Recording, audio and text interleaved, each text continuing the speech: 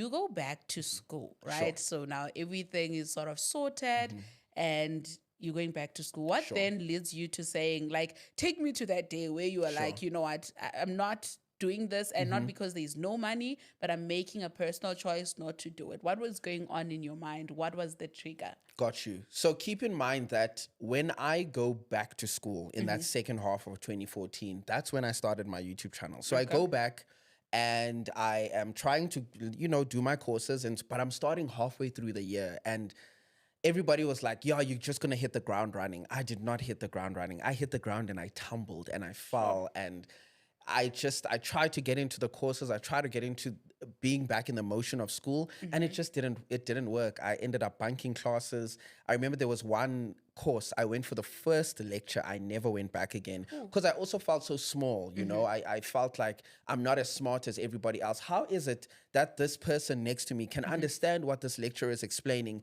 and I have no clue? Like, why does my brain not work the same as everybody else's?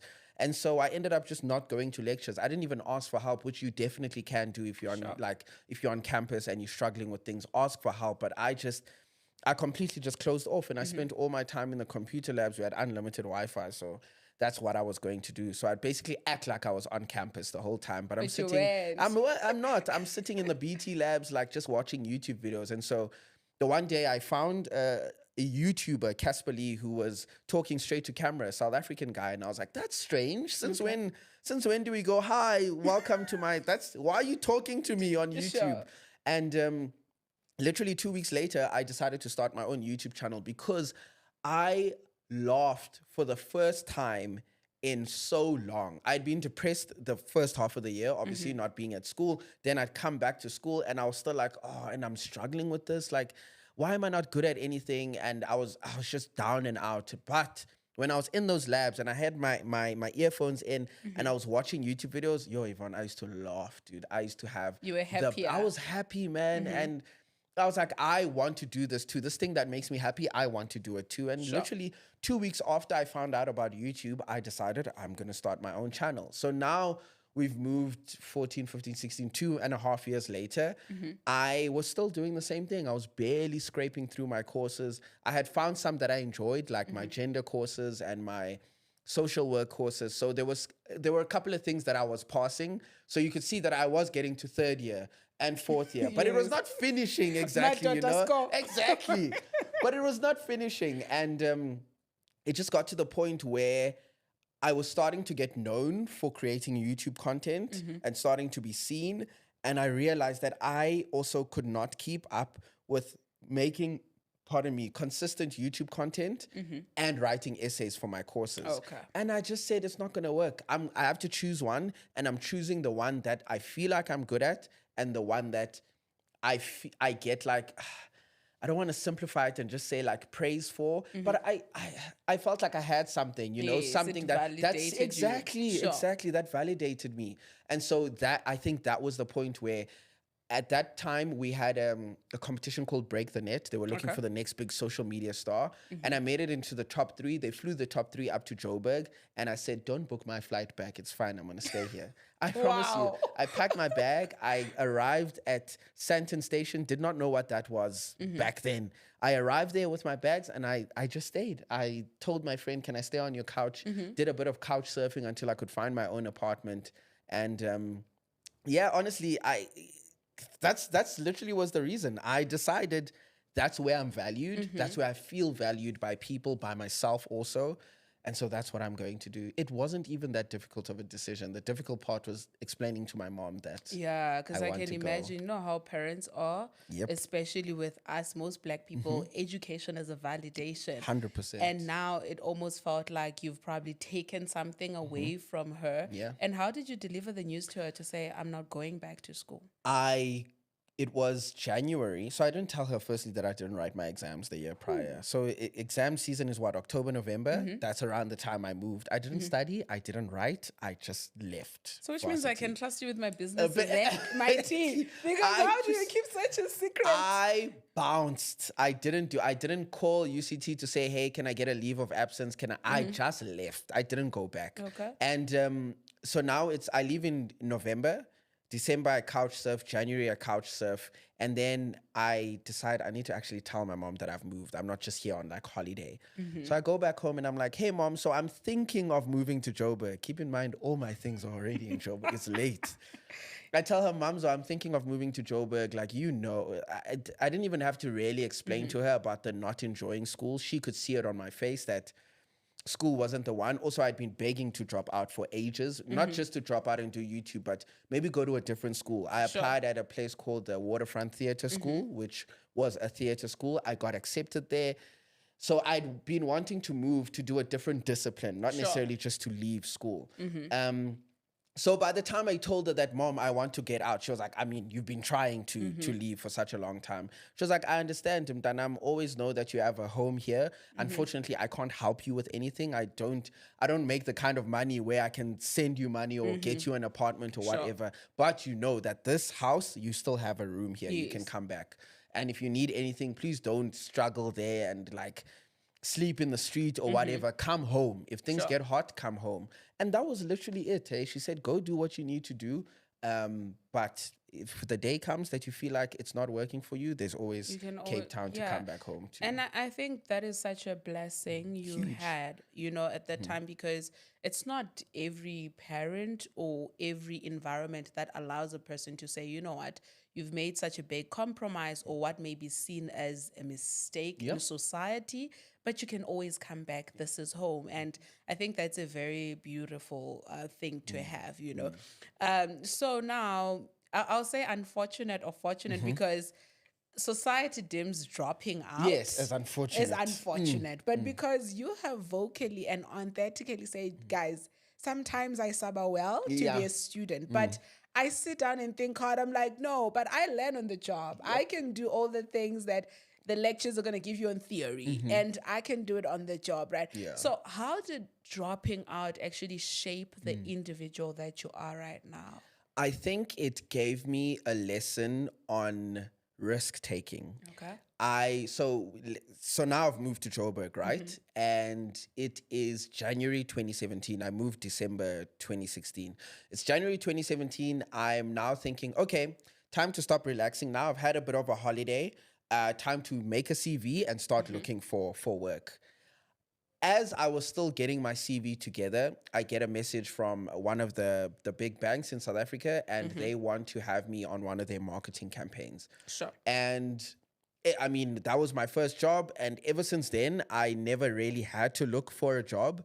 But that made me realize that I made the right decision. There will always be time for me to go back to school. It might not be UCT or whatever, but there's always a way for me. There are 30-year-olds, 50-year-olds, 60-year-olds who are at school. So I can always go back. But I needed to drop out exactly when I dropped out. It was such and not to give myself props like I planned it. I didn't. It just happened to be when I dropped out. But the timing was immaculate that I dropped out in December. In January, they were looking for influencers. And they even said, Sibu, we need you as one of the Cape Town influencers. I said, did you not see that I've actually left? So that opportunity was looking for me still while I was in Cape Town, So I think it definitely taught me that risks are meant to be taken, which is strange that I'm saying that to you right now, because now 7, 8 years later, I'm horrible at taking risks. I'm so anxious about it. But back then, it really taught me that risks are meant to be taken, and it's the only way that you're going to know if you're going to be successful or not is by taking the risks, which is something I need to relearn like now. Yeah. Yeah. I love that. Your response is very eye-opening, right? There's a book that I'm currently reading. It's called Blessed in the Mess, right? And the fact that you say the timing was immaculate. I always believe that our lives, the bad and the good, are divinely orchestrated, right? Because if you think about it, had you not dropped out, you were not going to be in Joburg just in time for that campaign. And probably you wouldn't have explored your creative abilities as you have right now. And also it's just to say some things are not glamorous. It doesn't look cute in the beginning, but sometimes there is light at the end of the tunnel. 100%. It is going to be messy. It is going to be ugly, because I can imagine, in as much as you openly say, you were not a good student and you had established that you didn't like that, you liked something else, but I'm sure there were some fears where you're like, shucks, Oh, massive fears. Yeah. Because at the end of the day, even though I'm not a good student, it's all I know to do. You Yeah. know, it's been 12 years and now a couple of years of varsity. So it's all I know how to do. Now I'm going to do something I'd never made videos before. I'd been creative. I'd done music, drama, dancing, all that stuff. Sure. But talking to video, trying to make people laugh or make people think and feel, I'd never done that before. But I just had to trust in my gut. And my gut was telling me that you are happy when you do this. And Sure. so it was the only option. Yeah, so sometimes just choose happiness. Yes. What gives you peace, even though Yes. it's hard, even though it's scary, go for that. You know, you never know. And then to a person like they're in grade 11 or grade 12 and they're looking to go to university, but they come from a less privileged home, right? What would you advise them to do given that you experienced financial exclusion and it's not such a great thing? Yeah, yeah. Man, it's incredibly difficult.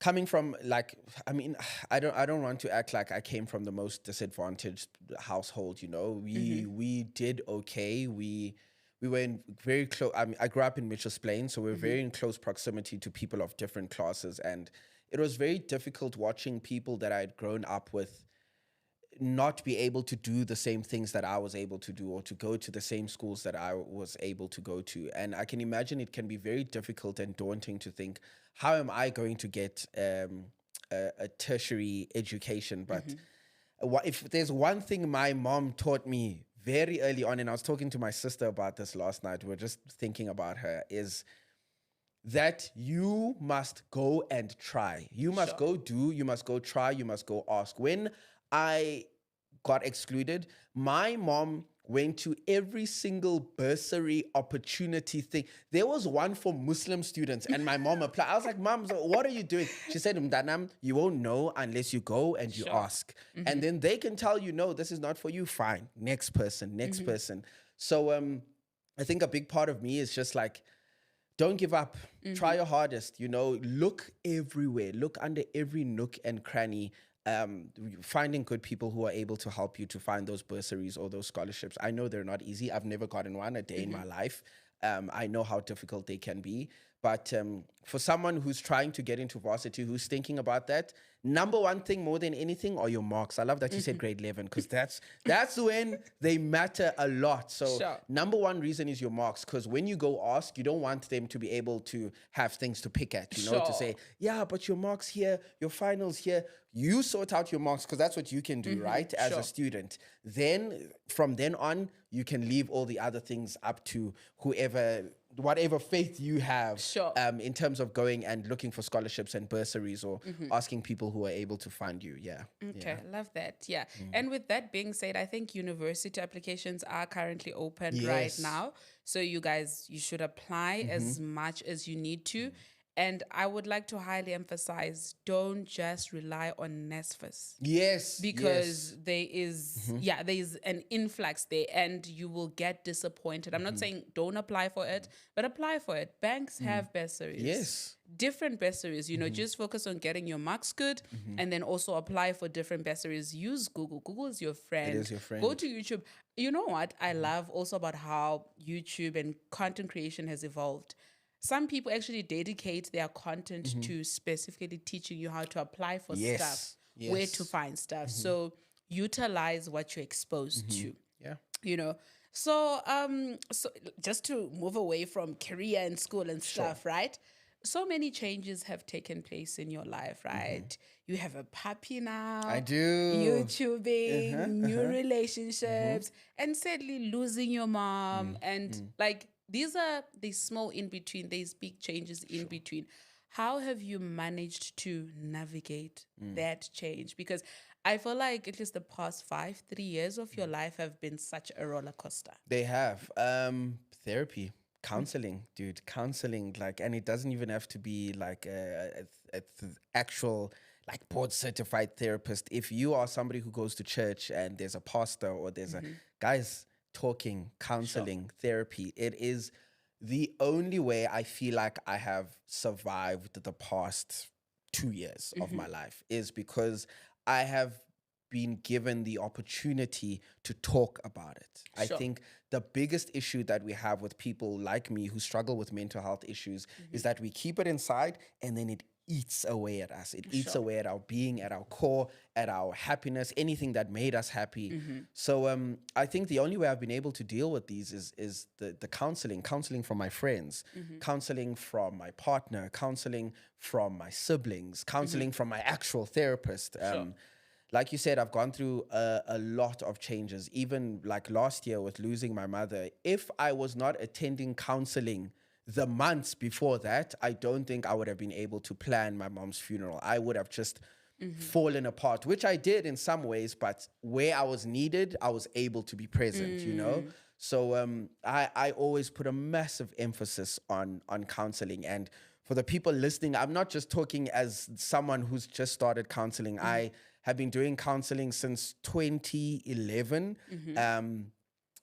And it's something that has helped me through and through and on and off. You know, sometimes I felt like, oh, it's not working. This is not for me. But I always go back because I do feel like there are good things that come out of it. But honestly, friends, your siblings, your family, but more than anything, my therapist always says this, the people that you value and that value you, those are the people you listen to. You don't listen to anybody else. Sure. The people that you value and the people that value you. And then that's all. That's what got me through a really tough breakup 2 years ago. That's what got me through losing my mother. That's what got me through views dropping on YouTube. It's like talking to the people that value you and the people that you value. Yeah. Okay, that is so beautiful because we just to speak on therapy, right? I tried therapy. I didn't have any issues or anything like that. But somebody, I think it was I forgot her name, but she's like she used to be the pretty lady with freckles who used to be on Yo TV.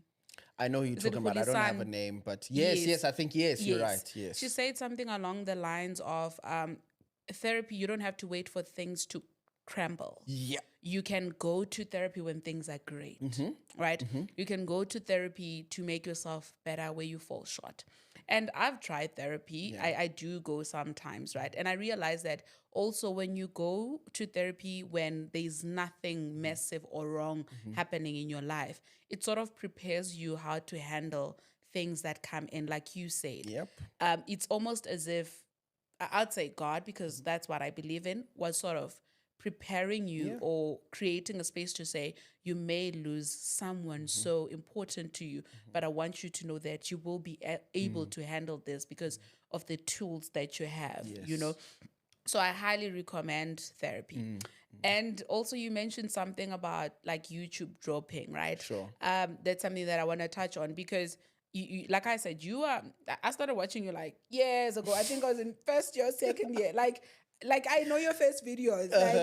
Like I think there's this other one where you were in this room that has a lot of posters. Oh, please stop. That's my bed. That's my childhood bedroom. Yeah. Yes. Yeah. So I've been watching